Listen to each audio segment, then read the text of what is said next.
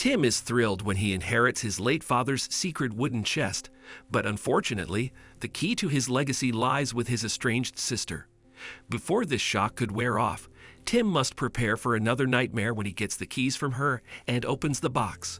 Before we continue, please take some time to subscribe to Dailydose, like and share this video with your friends. It might brighten their day and inspire them to do good. Also, keep watching because an important lesson awaits at the end of the video. Tim's heart started racing as he tried to process what the lawyer had just spoken on the call. "Mr. Parker, you there? Hello. Can you please come to my office today and collect the chest your father bequeathed to you?" The attorney's voice broke the 35-year-old businessman's silence, snapping him to the moment. Only that and nothing else? Tim was puzzled. He never allowed anyone to even go near that box. Why would he let me have it when he wasn't even willing to show what's inside? The lawyer's words echoed in Tim's head as he struggled to make sense of it all. And that afternoon, he drove to the lawyer's office, his mind buzzing with questions and speculations about what could be in that box. What's inside that chest? What was Dad hiding from my sister and me? As Tim entered the lawyer's office that afternoon, his gaze shifted to the old wooden chest sitting on the table in the corner.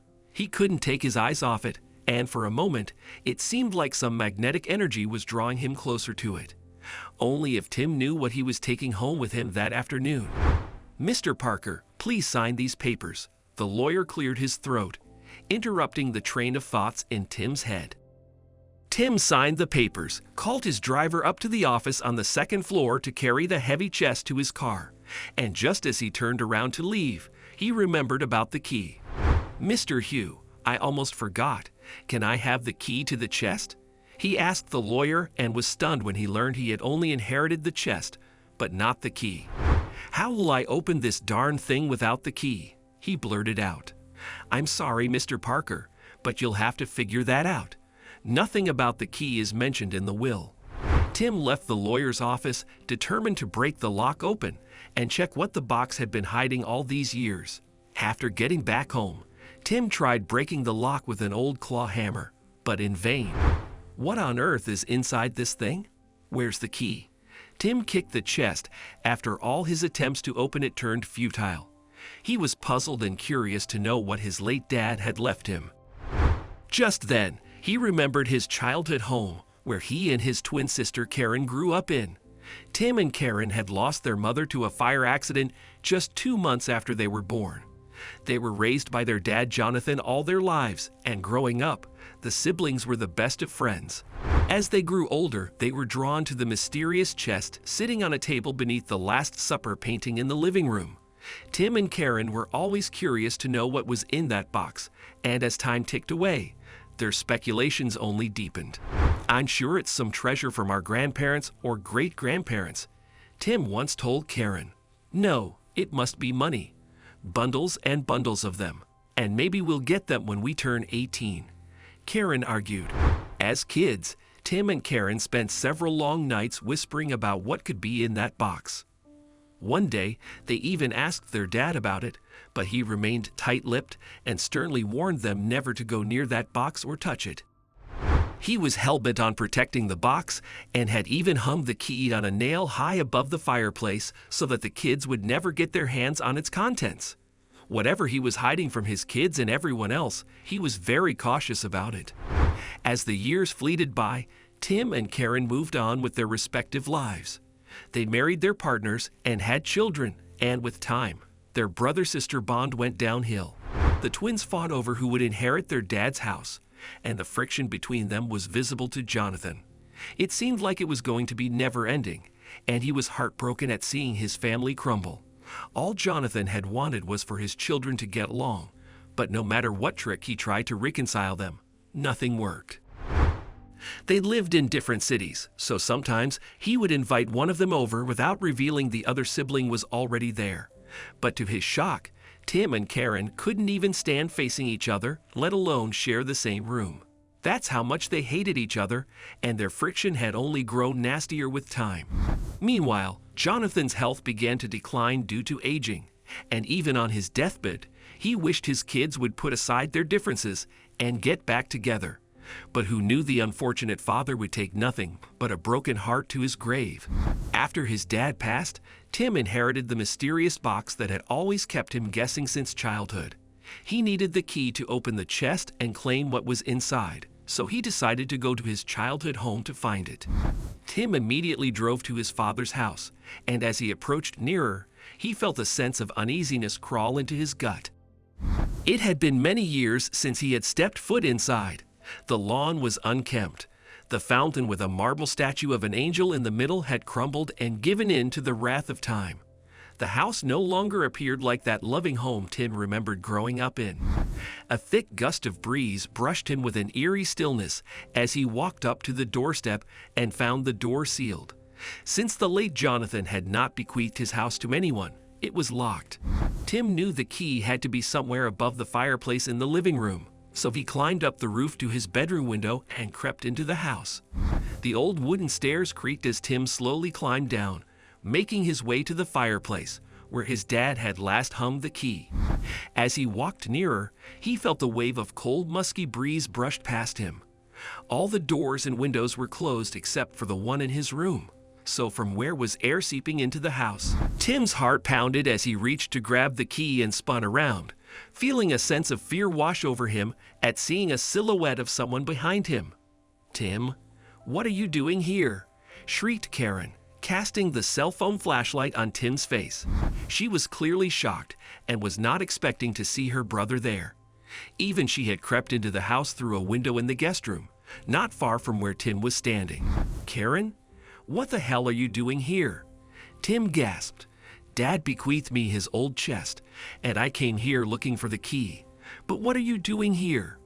"Dad bequeathed me the key, so I came here to find the chest," said Karen, puzzled about why her dad had given Tim the chest without the key and her the key without the chest. Something has to be wrong, they thought, and stared at each other, stunned.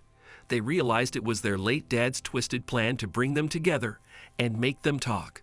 But once again, they began to quarrel. "Dad should have given me the chest," Karen blurted out. "Oh, really? And what do you think I'll do with the darn key alone? Hang around my neck like a fool?" Tim argued. The siblings fumed and eventually realized they had to bring both the key and the chest together to see what was in the box. They grumbled and swore, but they had no choice and decided to open the chest together. As Tim and Karen opened the lid, their hearts raced with anxiety. For the first time in years, they were finally going to see something their dad had been keeping from them all their lives, and it was beyond anything they could have ever imagined. "What's this?" exclaimed Tim, scooping up a document tucked between what looked like an old photo album. As it turned out, the paper was the second part of their late dad's conditional will. Tears gushed into Tim and Karen's eyes when they began reading their dad's last words, ultimately realizing why he had never allowed them near the chest. They looked into each other's eyes as endless tears ran down their cheeks. Tim and Karen knew they had to make a difficult choice that would impact their relationship and their love for their late mother. What was in this conditional will that made the siblings that fought until a few minutes ago fall onto each other's shoulders and cry? What choice were they about to make? Was Jonathan's soul finally going to rest in peace? Were his kids going to reconcile? The answers came when Tim and Karen flipped through the album. Beads of tears ran down their cheeks at seeing their childhood photos and those of their dad. And among those pictures were 3 precious memories of their late parents' love, their wedding photos. As it turned out, those 3 pictures were the only remnants of their late mother's life, as all her belongings and photos were burned in the fire. Their late dad cherished these memories and never allowed anyone, not even his kids, to see the pictures because he was afraid they would be ruined. But now, it was up to them to decide if they wanted to keep their late mother's treasured memories or destroy them if they wanted to split the house equally. According to Jonathan's last will, Tim and Karen had inherited his house together.